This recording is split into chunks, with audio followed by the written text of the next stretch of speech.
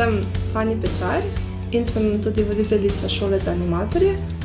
Zato sem v ekipi, ki odgovarja na animatorska vprašanja v Malem Val.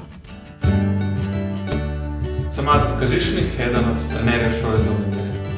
Sem Vesna Jug in sem zaposlena na društvu SKAM, Skupnosti katoliške mladine. Sem sestra Jana Rovtar, uršulinka. Sodelujem pri šoli za voditelje kot ena od voditeljic pri tem programu.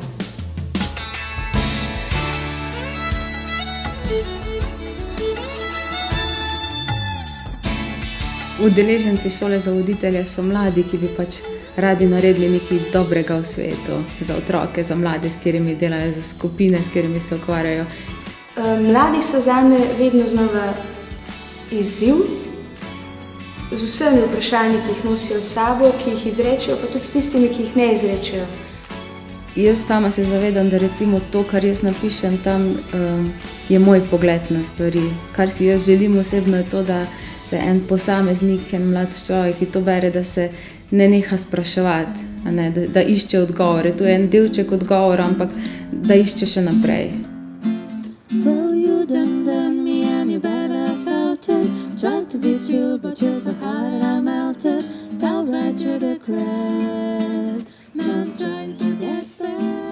Še preden sem se odločila za redovništvo, se mi je enkrat doma v cerkvi, v domači cerkvi zgodila ena božja beseda, ki jo je prebral naš diakon, ki pravi: zastonj ste prejeli, zastonj dajajte.